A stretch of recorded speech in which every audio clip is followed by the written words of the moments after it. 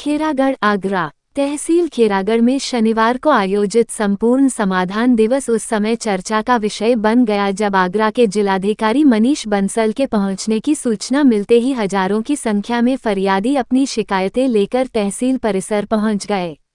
शिकायतकर्ताओं की भारी भीड़ ने न केवल व्यवस्था पर दबाव बढ़ाया बल्कि तहसील प्रशासन की कार्यप्रणाली पर भी गंभीर सवाल खड़े कर दिए।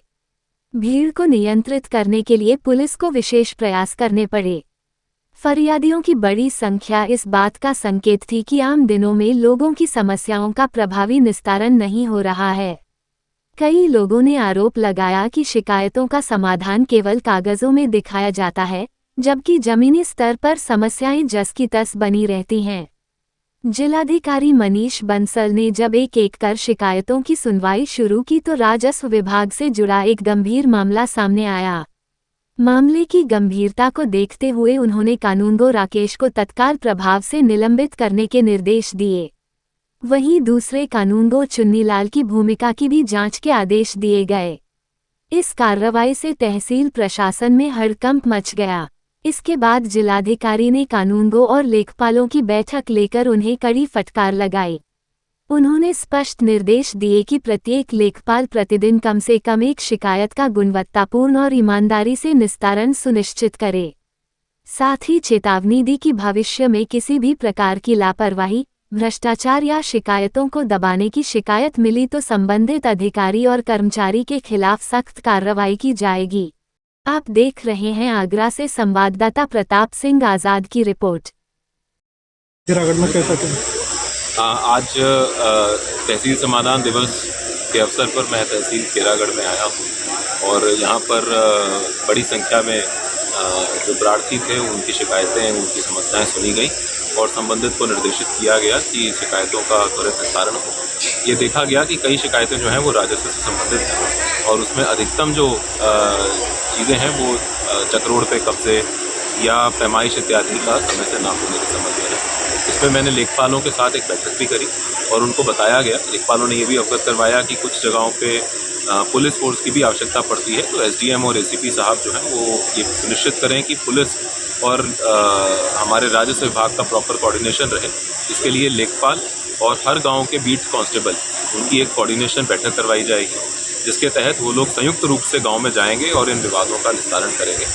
इसमें लेखपालों को ये भी मैंने निर्देश दिए हैं और हमारे राजस्व सभी कर्मियों को कि जो शिकायतें लंबे समय से लोग रिपीटेड रूप से दे रहे हैं, ऐसी शिकायतों को चिन्हित करें, उनको निकालें और उनको टीम बनाकर उनको एक अभियान चलाकर 30 जून तक निस्तारित करवाएं, ताकि ये जो रिपीटेड शिकायतें आ रही हैं इनका एक स्थायी समाधान भी हो सके और इससे न सिर्फ लोगों में एक विश्वास जागेगा बल्कि साथ ही साथ जो शिकायतों की जो संख्या है उसमें भी कमी।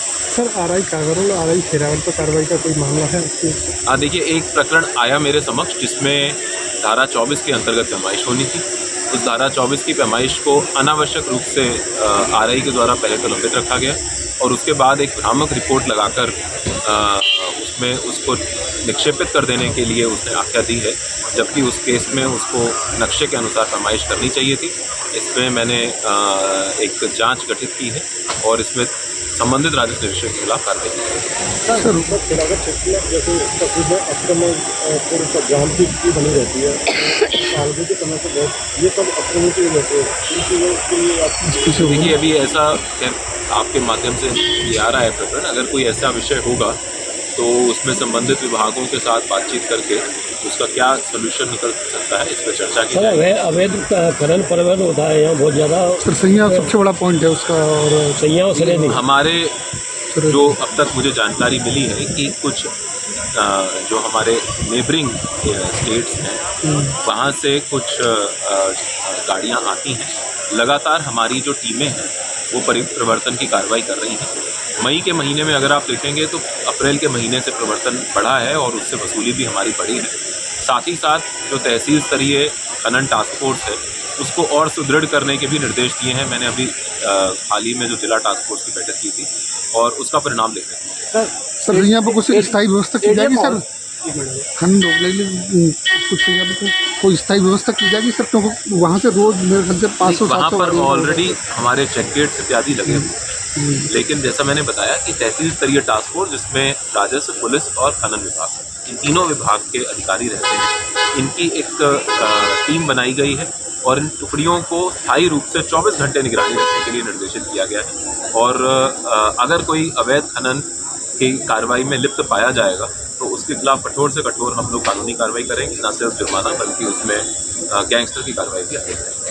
सर, ग्रामीणों का कहना है कि यहाँ एडीएम महोदय नियमित रूप से नहीं आते हैं, इस पर आप क्या प्रतिक्रिया देंगे? ये हर तहसील के एडीएम रोस्टर के रूप में नामित हैं और मैं अभी देखूंगा कि आखिरी निरीक्षण उनके द्वारा कब किया गया है। यदि उसमें किसी प्रकार का कोई सुधार की आवश्यकता होगी उसको करवाएं। जनवाद टाइम्स की सभी खबरों को लगातार देखने के लिए चैनल को लाइक, सब्सक्राइब और शेयर जरूर करें। धन्यवाद।